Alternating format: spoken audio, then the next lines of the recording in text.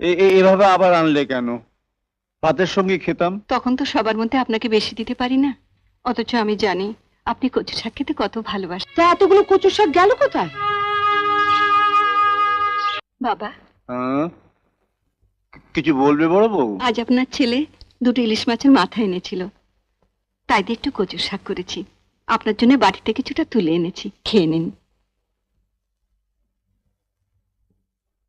এভাবে আবার আনলে কেন? ভাতের সঙ্গে খেতাম। তখন তো সবার মধ্যে আপনাকে বেশি দিতে পারি না, অথচ আমি জানি আপনি কচু শাক খেতে কত ভালোবাসেন। তোমার শাশুড়ি ঠাকুরের এখন কোথায়? উনি তন্দ্রার মামা, তন্দ্রার ঘরে বসে গল্প করছেন। আপনি খান, আমি ওদিকটা নজর রাখছি।